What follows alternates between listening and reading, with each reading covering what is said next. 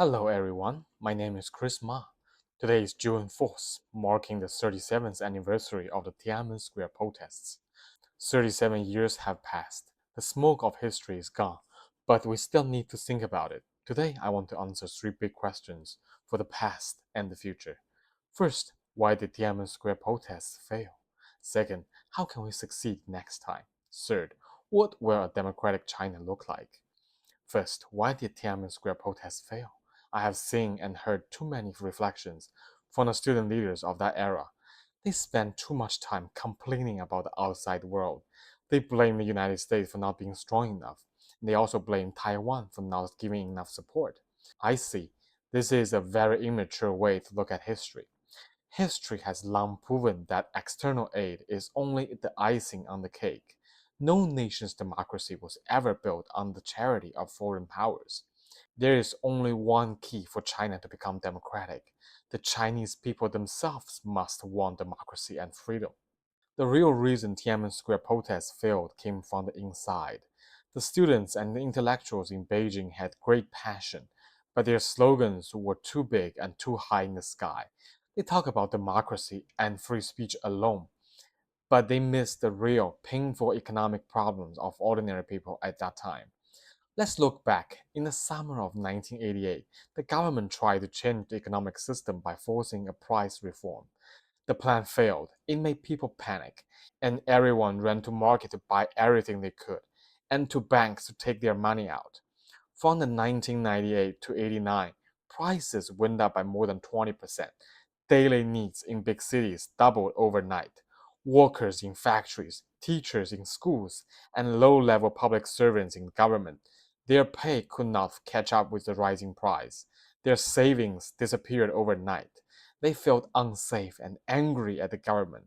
This anger was the real fire that started the movement. But sadly, no one in Tiananmen Square gave a real clear plan to stop the inflation. No one cared about the hidden urban unemployment, the first group of migrant workers moving into cities, or the nationwide triangular debt crisis. A political movement that only has slogans but no real solutions will always fail. So, how can we succeed next time? If we want to succeed next time, we must bring democracy down to the ground and share it with every ordinary citizens. Democracy is not just for smart people, and it is not just a slogan on the internet. Next time, democracy must answer the most basic questions for ordinary people. How can people have good jobs and safe homes? How do we fix unemployment?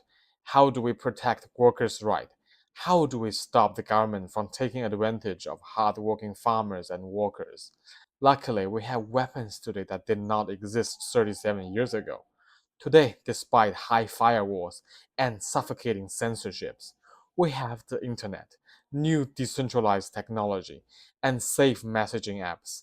They have changed how Chinese people connect and trust each other. For the first time, we have technical tools that can cross social classes and geographical barriers to establish social trust. The internet is no longer just a place to vet emotions. It is an incubator for running consensus and distilling concrete solutions. When the Chinese people, after experiencing wave after waves of social pain brought by systematic flaws, they will stop waiting for a good leader or a foreign savior.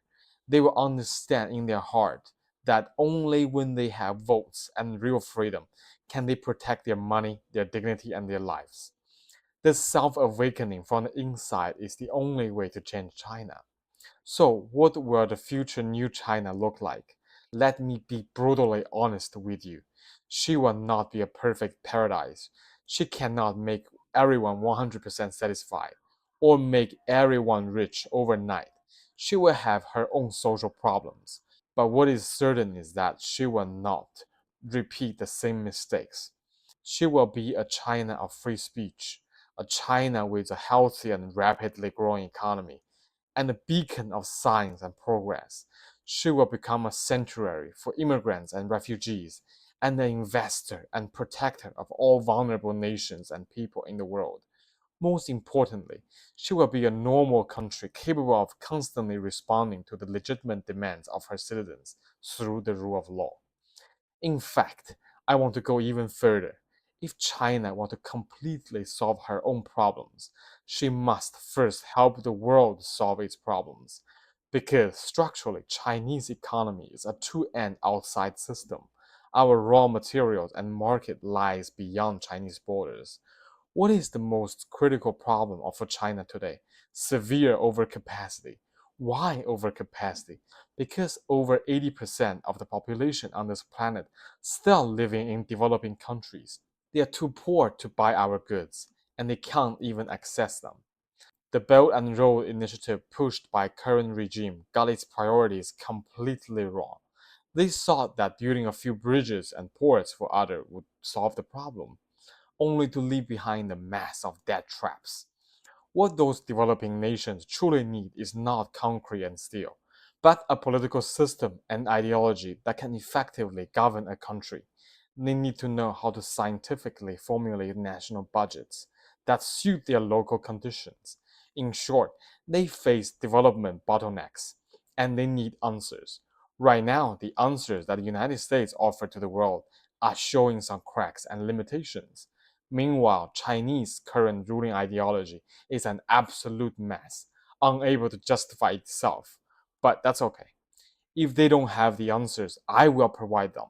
I will not only answer how China moved towards democracy and the rule of law, but also provide a Chinese answer to the world, one that allows grassroots population to share economic fruits and enable highly efficient social governance. A nation that wins the 21st century does not rely on wolf warrior style destruction and confrontation. It relies on construction, building a dignified, decent self, and building a collectively prosperous world. Thank you all.